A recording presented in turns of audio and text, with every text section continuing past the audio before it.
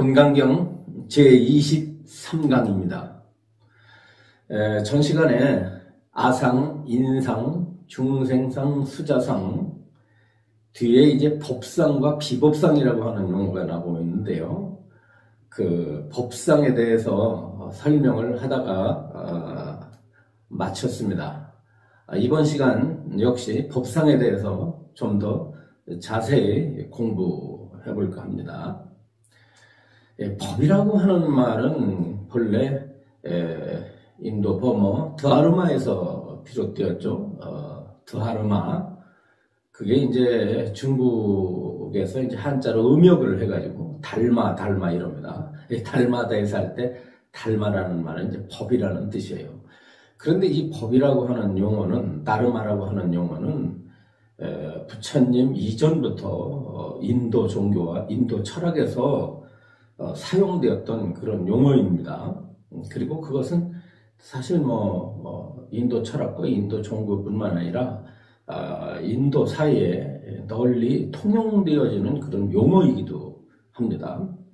그래서 왜 그러냐면 이 다르마라고 하는 그 용어의 의미가 다양한 그 뜻을 내포하고 있기 때문에 그렇습니다. 제가 기억하기로는 15개, 20개 가까이 그런 다양한 의미를 지니고 있다고 그래요. 근데 불교에서는 물론 불교에서도 이 법에 대한 그 뜻이 여러 가지의 여러 가지로 나타나지만 대개 줄이면 3가지 정도로 우리가 이제 축약해서 설명을 할 수가 있겠습니다. 그게 뭐냐면은 이제 진리라는 의미를 지니고 있죠. 진리. 법은 곧 진리다, 이런 뜻이죠. 부처님께서 깨달으신 그 내용, 그 진리라고 하는 의미가 되기도 하고요. 두 번째는 이제 가르침.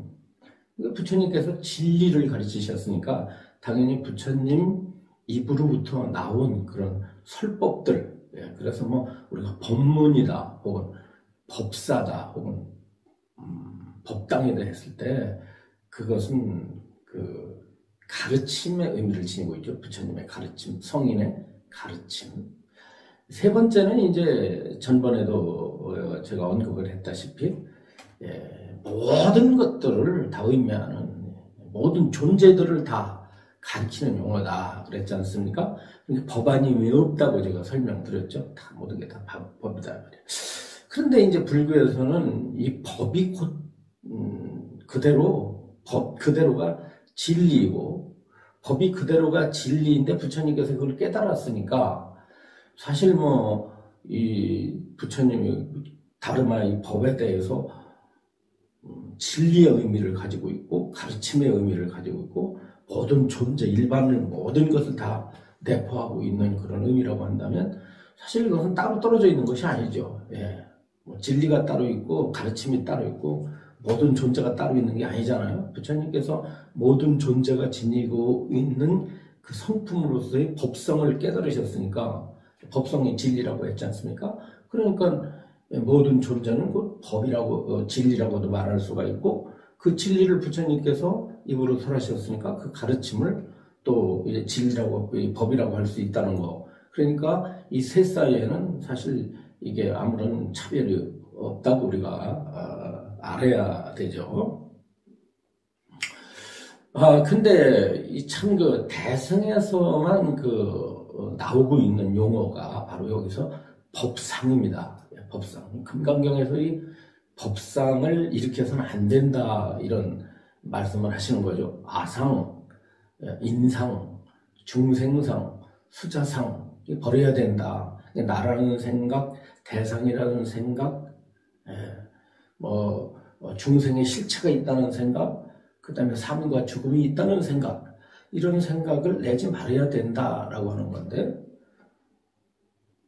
법상을 내서는 안 된다라고 하는 건 뭡니까? 법상을 내서는 안 된다는 게 3가지를 또 우리가 아까 제가 설명드린 법에 대한 3가지 의미를 설명한 것을 그대로 끌고 와서 이제 언급을 한다고 한다면 어떨까요? 예. 진리라는 생각을 일으키지 말아야 된다. 가르침이라는 생각을 일으키지 말아야 된다. 존재한다는 생각을 일으키지 말아야 된다. 이 뜻입니다. 네. 참 어렵죠? 네. 그러니까 늘 제가 강조하고 있지만 그 일반 불자들이 불교 공부를 제대로 하지 않은 상태에서 금강경 읽으면 뭐 공덕이 있다. 그러니까 한자로 된 걸 부처님 앞에서 계속 암송을 하잖아요. 그게 신심으로 인해서, 신심에 의해서 읽기 때문에 어떤 마음의 환희심이 일어나기도 하고 마음의 힘이 생기기도 합니다. 왜냐하면 이게 의미를 모르고 성인의 말씀을 계속 독송을 하더라도 그 믿음의 힘에 의해서, 그 독송의 힘에 의해서 어떤 공덕이 나타나요. 안팎에 공덕이 있는 건 사실입니다. 그것은 모르고 금강경을 다 모르고 독송을 한다 할지라도 그 공덕은 있습니다만 가장 중요한 뭐냐면 지혜를 일으키지 못합니다. 지혜가 일어나질 않아요. 예. 그래서 금강경 수지독송을 많이 하신 분들은 일반 불자들보다 확실히 정신적 능력이 있습니다. 마음의 힘이 있어요. 예. 마음의 힘이 있고 또 사는 삶 속에서 자신감, 또 경계를 헤쳐나갈 수 있는 어떤 그런 에너지 이런 것들이 나타납니다. 물론 금강경뿐만 아니라 다른 경전들도 마찬가지의 공덕이 있습니다만은 그러나 중요한 것이 뭐냐면 지혜와 연결되지는 않는다는 사실이에요. 요거를 여러분들이 꼭 기억하시기 바랍니다. 그렇다고 해서 절대 부처님 가르침을 믿고 정말 견고한 신심을 지닌 채 내가 비록 학문이 짧고 경전은 아는 바가 없고 의미는 알지 못하지만 내가 아무튼 부처님 앞에서 열심히 독송을 했다고 한다면 그 힘은 그 힘, 그 가피는 가피대로 있는 것이다 라고 하는 거예요. 이게 결코 반드시 다 금강경을 효암 스님 말처럼 다 이해를 해야만 하고 나서 읽어야 된다라고 하는 것은 아닙니다. 그것은 다가 아니에요.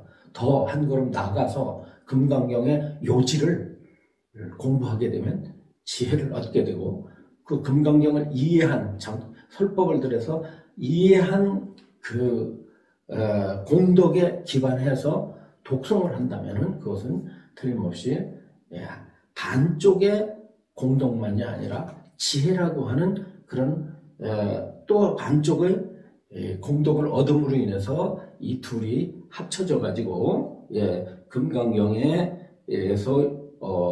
제시하는 그런 참다운 결과를 얻을 수가 있다는 것입니다. 자, 법상이라고 그러는데 아까 말씀드린 대로 법이라고 하는 것은 진리의 의미, 가르침의 의미, 모든 존재의 의미인데 그 세 번째 한번 우리가 초점을 맞춰서 설명해 봅시다. 자, 법이라고 하면 뭐를 법이라고 해서 모든 걸 다 법이라고 그랬잖아요. 모든 게 다 법이에요. 그래서 이제 여기 이 책상이라고 하는 법이 있고 여기 마이크라는 법이 있고 책이라고 하는 법이 있고 컵이라고 하는 법이 있다고 그랬잖아요. 그죠? 먼지라고 하는 법이 있고 또 여러분들에게는 뭐가 있어요? 몸이라는 법이 있고 마음이라는 법이 있습니다. 다 법이 있는데 이 세상 모든 게 법이에요. 다 펼쳐진 모든 것이 법이지만 그것을 부처님께서는 세 가지로 이거를 줄여가지고 그것을 나눠서 설법을 하셨는데 그것이 뭐라고 그랬습니까? 그 교리가 반야신경 언급하듯 오온의 교리, 두 번째는 12처의 교리 그랬죠. 12처는 안이비 설신 의처, 그 다음에 색성량 미촉 법처 그러잖아요. 그래서 안처, 이처, 비처, 설처, 신처, 의처, 색처, 성처, 향처, 미처, 촉처, 법처. 그래서 안이비 설신의 색성량 미촉법 6개를 12처라고 말합니다. 그게 오온 12처, 그 다음에 18개가 있잖아요. 이 18개는 12처의 그 다음에 의식과 관련인 육식, 안식, 이식, 비식, 설식, 신식, 의식 요 속을 합친 게 18개가 되잖아요. 그러니까 오온을 좀 더 주관과 객관의 어떤 그런 관계에서 좀 더 자세히 설명한 것이 이게 뭐예요? 12처예요. 그러니까 오온을 좀 더 펼쳐놓은 것이 12처고 12처에 바로 뭐예요? 우리의 의식 세계를 합쳐놓은 것이 이것이 18개입니다. 따라서 오온과 12처와 18개는 사실은 같은 것을 가리키고 있어요. 오온이고 18개고요. 오온이고 12처고 뭐 제가 전번에 자세하게 여러분들에게 설명을 드렸습니다. 이 교리가 좀 상당히 난해해요. 사실은 오온, 12처, 18개의 관계가 이게 교리를 연구하는 그런 분들의 어떤 그런 연구 성과를 이렇게 볼 수밖에 없잖아요. 공부를 해야 되니까. 네. 뭐 그냥 무조건 참선해가지고 뭐 깨달았다 하는 거 저는 잘 믿질 않습니다. 예. 반드시 경일론 3장을 공부를 해야 돼요. 예. 그러니까 자기 혼자 참선해서 깨닫고, 자기 혼자 기도해서 깨닫고, 뭐 이렇게 하고, 예.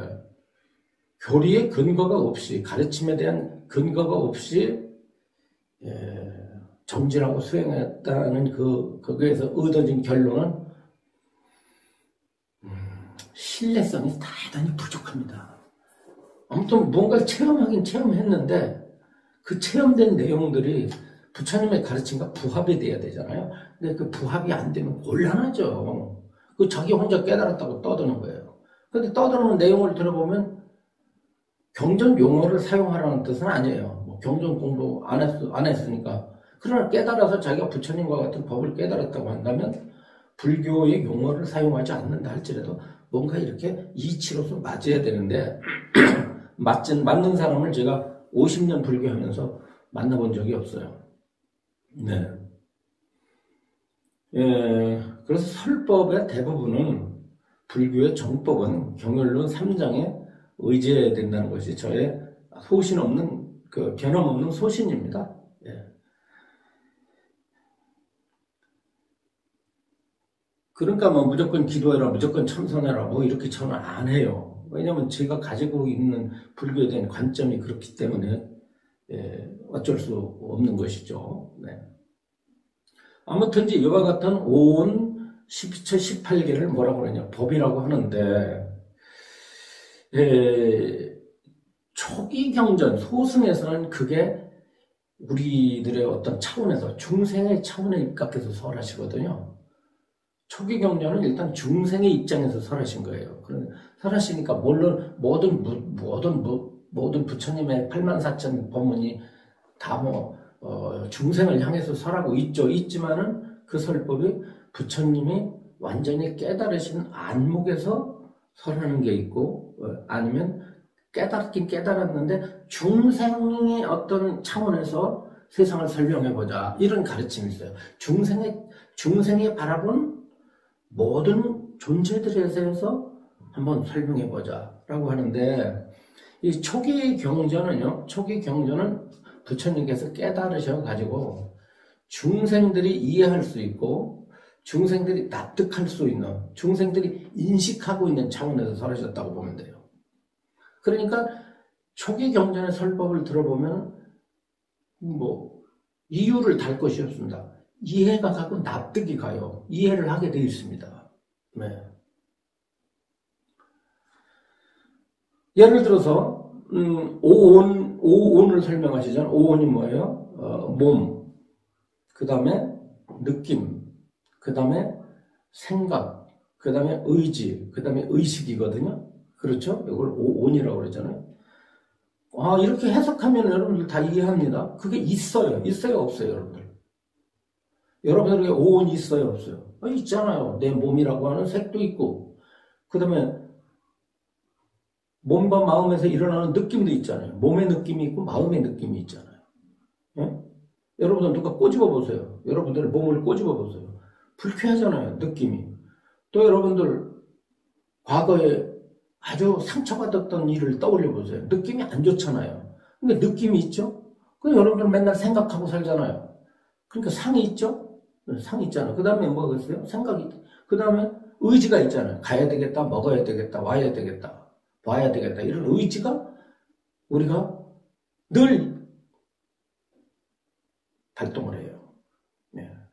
그 다음에 여러분들의 마음이라고 하는 의식이 있잖아요. 그러니까 이건 있는 거예요. 그 오온이 있죠. 그 다음에 12처가 있지 않습니까? 여러분들 눈 있고 귀 있고 코 있고 혀 있고 몸 있고 그 다음에 그 의지가 뜻이 있잖아요. 마음이 있잖아요. 그 다음에 이렇게 눈으로 보면 물질계가 있고 귀로는 소리가 있고 코로는 냄새가 있고 혀로는 음식이 있고 몸으로는 감촉 대상들이 있고 예? 우리의 마음은 뭡니까? 있는 그들의 사실들을 다 바라보고 있잖아요. 사실이 펼쳐지잖아요. 여기 조명등이라고 하는 사실이 있잖아요. 사실이잖아요. 조명이 있는 게.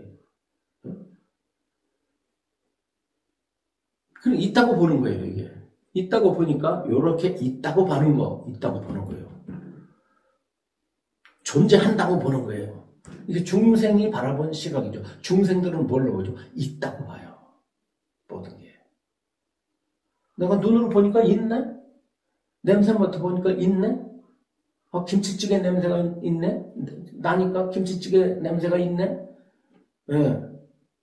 저쪽에서 소리가 들리는 해서 모든 걸 다 있다고만 보죠. 예. 이것을 뭐라고 그러냐면, 예. 유상교라고 그래요. 있다고 보고, 모든 게 존재한다고 보고, 보고, 예. 설하심 가르침. 이걸 갖다가 유상교라고 그래요. 제가 금강경을 설명할 때 맨 앞에서 금강경은 어떤 교라고 그랬어요? 이 반야교에 속하고 반야교는 무상교에 속한다 그랬죠.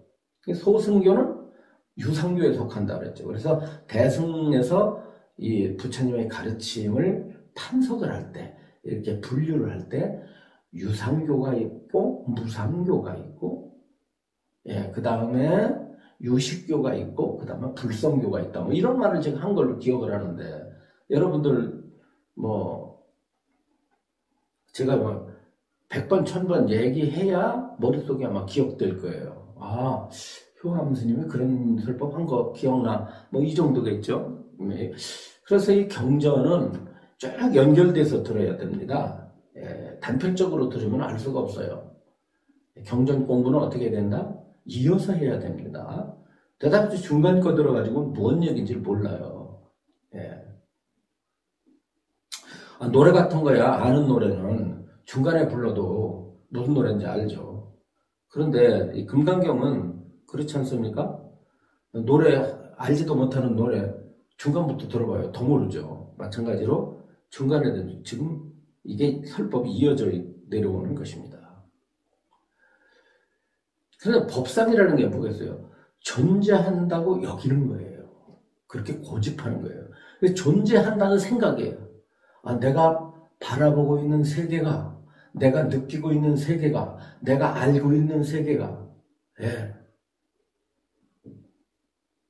내가 뭔가가 이루고자 하는 세계가, 이런 뜻이 아닙니까?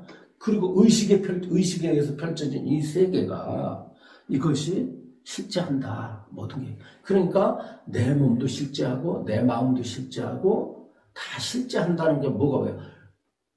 나타난 현상만 보는 거예요. 나타난 현상을 보면 존재해요. 그러나 그 나타난 현상이 어떠한 성질을 지니고 있느냐, 이걸 본성이라고 말하잖아요. 법이 지니고 있는 본성, 이 법성을 말한다고 했습니다. 예.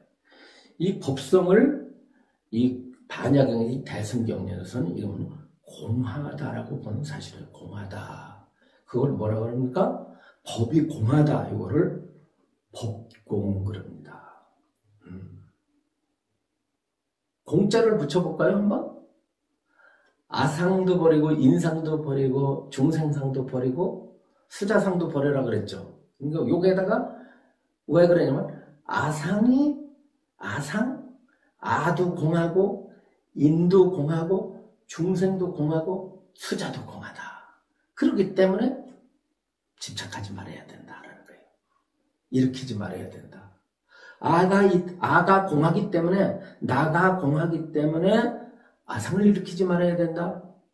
대상이 공하기 때문에 인상을 일으키지 말아야 된다. 중생이 공하기 때문에 중생상을 일으키지 말아야 된다. 수자가 공하기 때문에 수자상을 일으키지 말아야 된다. 따라서 법이 공하기 때문에 법상을 일으키지 말아야 된다라고 하는 겁니다.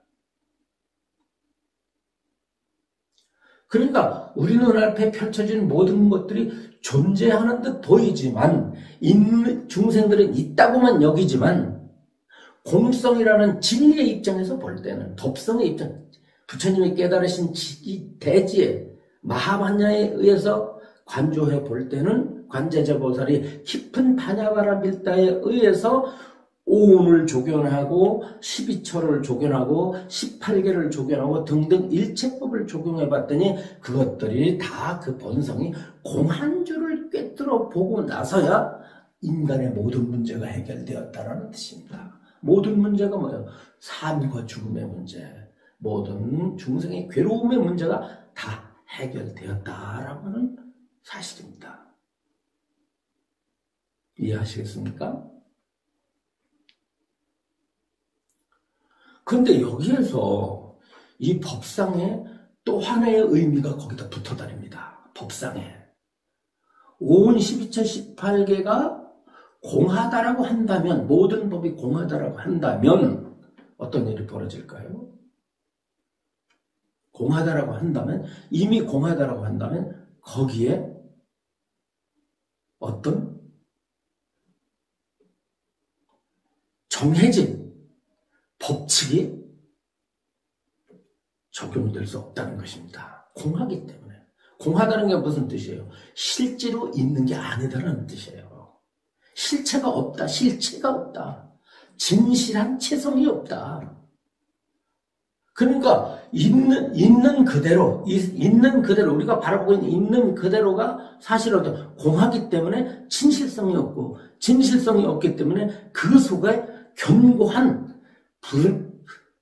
어떤 변하지 않는 법칙이 따로 들어있을 수 없다라고 보는 건데, 앞으로 이 문제는 다시 한번 거론해야 됩니다. 여러분들 혹시 초기 불교 공부해 보셨겠죠? 또 이 강의를 듣는 분 중에는 남방에서 유입된, 남방에서 이렇게 수행하신 분들에 의해서 설명되어지는 오운이나 12처 18개를 여러분들이 그 설법을 들으셨을 수도 있어요. 오운에 대한 설법, 12처에 대한 설법, 18개에 대한 설법. 그래가지고 이제 이 오운은 어떤 존재냐라고 한다면, 오운은 무상이며 무아이며 고다라고는 삼법인을 적용하죠. 왜 그래서 오운도 있고 12처도 있고 18개도 있는데, 이 모든 법들은 어떤 성질을 가지고 있느냐면 재행의 무상의 성질, 항상 변하는 성질. 두 번째는 나가 없는 무아의 성질. 세 번째는 괴로움의 성질을 가지고 있다 그래서 삼법인을 진리로 삼고 있습니다. 그러니까 이 초기 불교에서는 삼법인을 진리라고 강조를 해요. 그러니까 오운 12처 18개라고 하는 법이 있는데, 그 법은 어떤 성질을 지니고 있냐. 그러니까 소승의 법성과 대승의 법성이 다른 거예요. 소승의 법성은 어떠냐면, 오운 12처 18개라고 하는 법 속에 무상의 진리, 무아의 진리, 고의 진리가 들어있다고 보는 겁니다. 그래서 세 가지 특상, 삼법인이죠. 세 가지 특상. 무상의 특상, 무아의 특상, 고의 특상이 있다고 보는 것입니다. 그리고 따라서 이 소승 남방불교에서 수행하신 분들은 뭘 가르치냐면, 무상을 깨달아야 되고, 무아를 깨달아야 되고, 고를 깨달아야 된다는 거예요. 무엇이? 여러분들의 오온이, 여러분들의 몸과 마음이 이것은 무상한 놈이요, 이것은 나가 아닌 것이요, 이것은 괴로운 것이다라고 그렇게 강조를 합니다. 이것은 어떻죠? 유상교의 입장에서는 당연히 맞기 때문에 일단 무상교인 이 금강경을 공부하기 위해서는 그것을 받아들여야 됩니다. 이것도 진리예요. 어떤 진리? 부처님께서 중생의 차원에서, 중생의 어떤 차원에서 말하면 말씀하신 진리이기 때문에 받아들여야 돼요. 왜? 1층, 2층, 3층, 4층에 건물이 있다고 한다면 1층도 건물에 속하고 2층도 건물에 속하고 3층도 건물에 속하고 그러면 1층을 거쳐서 2층으로 가고 2층을 거쳐서 3층으로 갑니다. 1층이 있어야만 2층도 건립이 되고 2층이 있어야만 3층도 건립이 돼요. 그렇지 않습니까? 그런데 뭐냐면 이 금강경의 입장에서 볼 때는 아까 말한 이 초기 불교 니까야죠. 예. 이 니까야는 5종류의 이 니까야는 이게 소승의 가르침에 들어갔기 때문에 그것을 건물로 말하면 1단계 1층에 속합니다. 1층에 속하고 이것은 뭐냐면 2층에 속하는 거예요. 금강경은. 자, 그래서 2층에 속해서 그걸 가르칩니다. 예. 그것을 1층을 받아들여요. 1층을 받아들이지 않으면 안 되죠. 그래서 무상의 진리, 무아의 진리, 고의 진리도 이것을 우리는 당연히 받아들여서 부처님께서 깨달은 내용으로 봐야 됩니다. 그러나 그것은 완전한 설법이 아니라고 여기는 것이 바로 이 금강경입니다. 제가 금강경 모두의 설명을 드리기를 앞서서 금강경은 누구를 대상으로 설법했는가라고 했을 때 소승의 성자들을 대상으로 설법했다고 그랬습니다. 그 소승의 대표적인 성자가 누구냐면 금강경을 부처님과 문답을 하고 있는 수보리존자죠. 수보리존자는 소승의 성자로 보고 있는 거예요. 아라한. 그죠? 근데 대승에서 볼 땐 아라한도 한 번 더 공부를 해야 된다. 금강경의 이 반야의 이치를 깨달아야 된다라고 여기기 때문에 금강경의 부처님과 문답하는 중요한 제자로서 등장하게 되는 것입니다. 왜냐하면 금강경의 입장에서는 무상교회 오은 12처 18개라고 하는 이 모든 법들이 그 본성을 설하고 계시기 때문에 그렇습니다.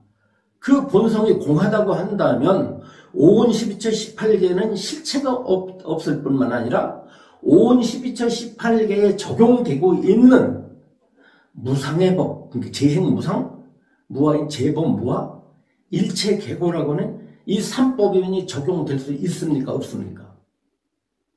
적용될 수 없죠. 금강경에서 볼 땐 어떻습니까? 재행무상의 진리가 이것이 궁극적 진리가 아니다라는 거예요. 재범무아의 진리가 궁극적 깨달음이 아니다. 일체계고의 진리가 궁극적 법성이 아니다라고 하는 거예요. 금강경에서 볼 때 궁극적 진리는 뭐냐면 공성이라는 겁니다. 공성.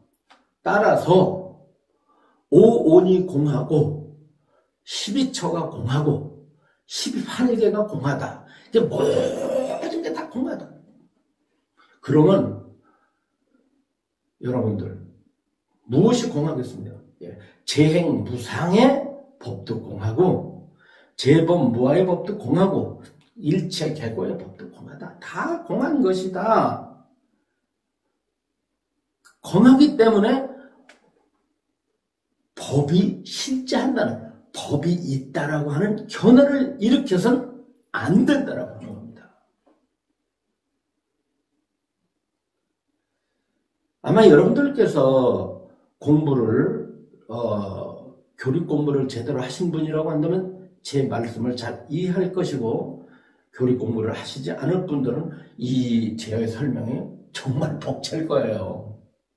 그리고 뭐냐면 이것은 이와 같은 가르침은 구도심을 가진 사람만이 철저하게 귀를 기울이고 듣습니다. 안욕따라 삼약삼보리심을 바란 사람만이 저의 강의를 필요로 하고 저의 이와 같은 설법을 중히 여기지, 유의법에 머물러 있고, 부처님한테 기도해서 가피나 바라고, 뭐 전생이 어떠니, 무슨 가피가 어떠니, 은혜가 어떠니 라고 하는 것에 머물러 있는 분들은 아마 소화시키기 힘들 것 같아요.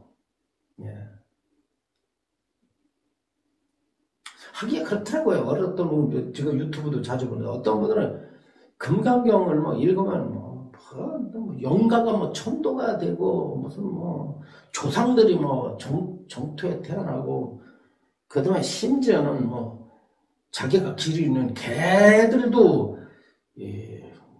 천도가 됐다 뭐 이런 황당무계한 소리를 하더라고요. 그런데 그런 금강경을 일종의 뭐냐면 이상한 신비적 도구로 전락시키는 거야.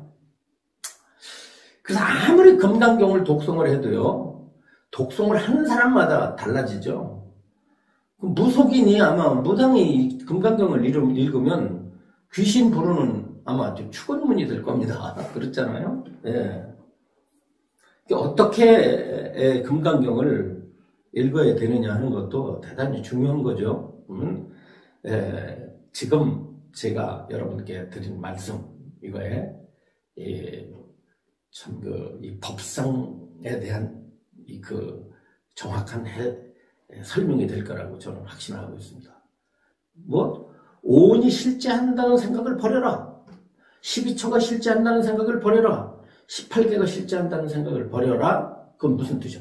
네가 보고 듣고 경험하고 있는 모든 것들이 겉으로는 있는 것 같이 있지만, 겉으로는 존재하는 것 같지만 그 본성은 공에서 실제가 아니야. 진실이 아니야. 그건 너희들이 어리석은 마음이 그렇게 실제한다고 착각을 해. 그렇게 착각하다 보니까 뭐가 버려? 그러니까 거기에 묶여버리는 거야. 또한 한 차원 더 올라가서 5운 12초 18개 속에 적용되고 있다고 하는 그 법성품, 성질로서의 법성, 소승의 법성으로서의 재행무상의 법성, 재본무아의 법성, 일체계고의 법성도 나타난 현상으로 볼 때는 그것이 완전한 진리로 보이지만 그것 또한 공하기 때문에 넘어서야 될 단계다. 넘어서야 된다. 재행무상의 고개를 넘어서 공성으로, 재본무아의 고개를 넘어서 공성으로, 일체계고의 고개를 넘어서 공성으로 해양되어야 된다 라고 하는 것입니다. 자, 그러면은요, 뒤에 나오는 또 하나의 용어가 있죠. 그게 뭐냐면 법상과 반대되는 비법상이에요. 비법상은 뭐냐면 반대로 이번엔 법이 없다는 생각입니다. 법이 없다. 앞에 거는 법이 있다는데 이제 부처님께서 초점을 두고 그것을 나무라신 거예요. 비판하신 거예요. 법이 있다는 생각을 버려라. 이랬어요. 그러니까 이번엔 어떠냐면 법은 없는 거야 라고 하는 거예요. 여러분, 부처님께서 법이 공하다고 했죠. 법이 공하니까 어때요? 법이 나타나 있긴 하지만 그 성질이 공한 것입니다. 그렇지, 아까 말씀드려도 법이 아주 없다는 말은 아니에요. 왜요? 왜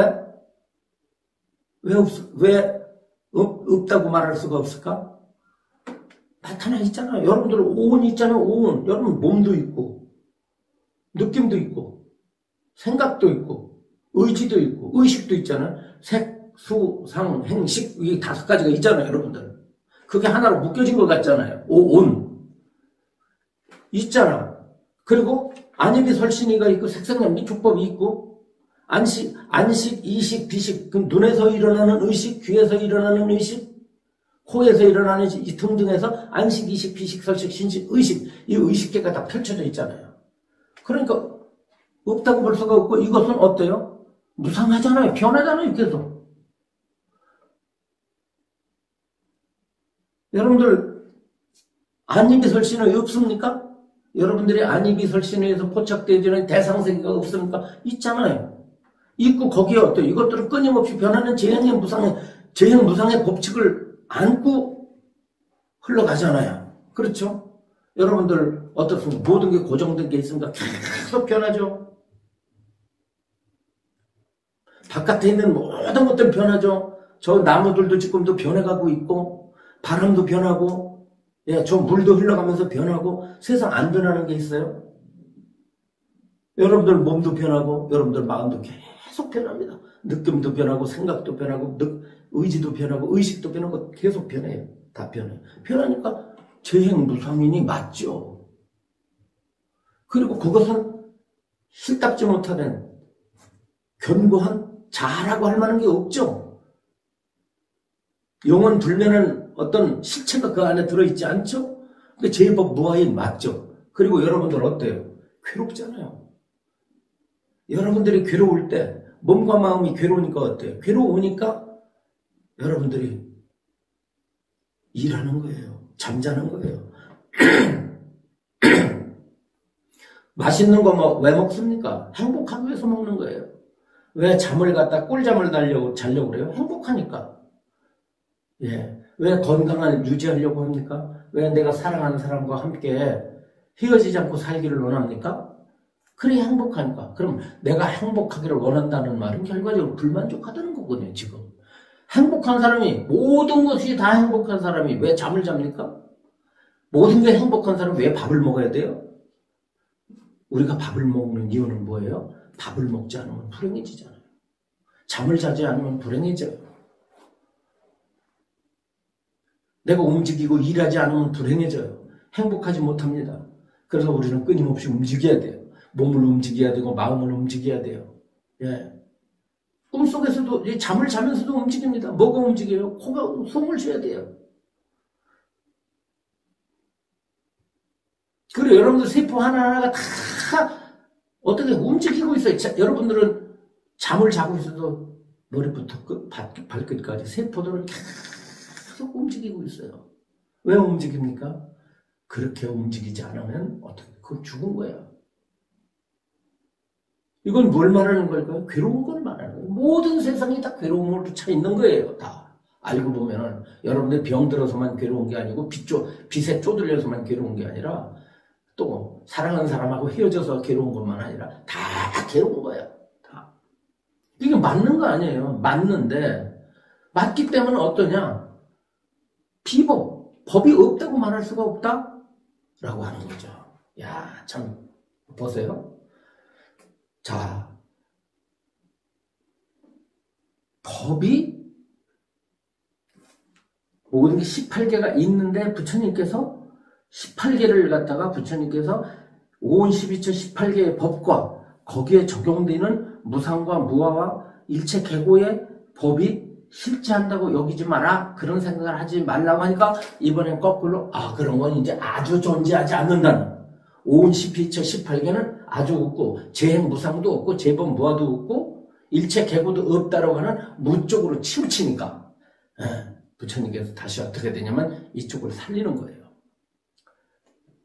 살린다는 건 뭐예요? 재행무상, 재법무와 일체 계고도 어디 법성에 속한다는 겁니다. 법성에 속해. 진리에 속한다. 그러니까 이 말은 결과적으로 어떤 의미일까요? 두 가지를 다 수용해야 돼요. 그런데 소승은 한 가지만 수용해요. 뭘 수용해요? 있다는 쪽에만 수용을 해요. 그래서 있다는 쪽에만 수용하는 거를 깨뜨리기 위해서 공성을 설하고 있는 것입니다. 공을 설하고 있어요.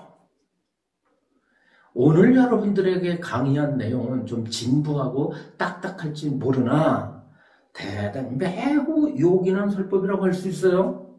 근데 여러분, 어떤 분이 저한테 이런 얘기를 해요. 금강경을 듣고서. 그게 좀 스님 좀 생활에 좀 적용할 수 있도록 생활법문을 좀 하시면 어때요? 금강경을 생활 속으로 끌어내리면 어떻겠냐 그러는데요. 응용은 여러분들이 하셔야 돼요. 그런데 이 응용법을 설해가지고요, 지금과 같은 신실한 설법을 할 수가 없어요. 그건 여러분들 보면 세상에서 명상 가르치는 분들 있잖아요. 불교를 생활로 이렇게 끌어내려가지고 이렇게 적용하면서, 수행 프로그램 같은 거 운영하면서, 그런 분들은, 그분들은 그야말로 생활에 적용을 해서 마음 다스리고, 마음의 평온을 갖게끔 이렇게 지도하시잖아요.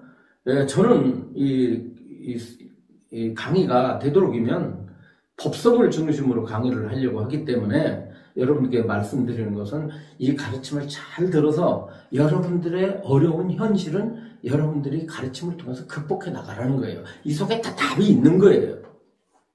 그 답까지, 그 적용까지도 제가 다 이렇게 설명해 드릴 수는 없습니다. 저의 이 설법이나 강의 방식이기도 하고요. 대중성은 없어요. 대중성이 있건 없건간은 어떻게 된다? 이와 같이 원칙적인 설법이 살아있을 때 된다는 그런 저의 어떤 소견입니다. 자, 그러니까 법상도 일으키지 마라, 비법상도 일으키지 마라. 오온이 있다느니, 오온은 어떠냐? 공하기 때문에 실체성이 없다. 그러나 실체성이 없지만 나타나 있으므로 이런 뜻이에요. 오온 12처 18개는 실체성이 없는 공임으로 있다고 봐서는 존재한다는 견해에 국집해서는 안 된다. 그러나 그렇다고 해서 오온 12처 18개가 없다라고 그렇게 단정적으로 생각해서도 안 된다. 그런 생각을 짓지 말아야 된다. 그렇기 때문에 눈앞에 목전에 펼쳐진 모든 것들을 다 그것은 공성과 유성을 동시에 지니고 있는데, 다만 소승은 유성에만 치우쳐 있기 때문에 공성을 설했고, 그 공성에만 집착하면은 현실을 무시하는 결과가 되기 때문에 다시 그와 같이 비법성을 버려야 된다. 그래서 법성과 비법성을 부처님께서 일으키지 말라라고 설명을 하신 것입니다. 자, 설명을 하다 보니까 법성, 비법성에 대한 얘기는 말씀은 이것으로 좀 마무리를 지어야 될 것 같습니다. 다음 시간에 이어서 이 부분을 설명을 또 드리고요. 금강경이 이제 뒤에 가면은 제가 금강경의 핵심되는 내용은 참 거의 말씀드린 것 같습니다. 뒤에서부터 이제 되도록 그 요품을 중심으로 해서 여러분께 말씀을 드리도록 하겠습니다. 왜냐하면 벌써 이게 6분밖에 안 됐는데, 6분밖에 되질 않았는데, 이 유튜브의 횟수가 23회나 됐어요. 요거 한자 한자 전부 처음부터 끝까지 다 설명을 하면은 100개도 넘을 것 같아요. 경전 하나 가지고 100개도 넘을 것 같아서, 되풀이되어지는 그 말씀들은 좀 생략을 하고, 진도를 나가볼까 합니다.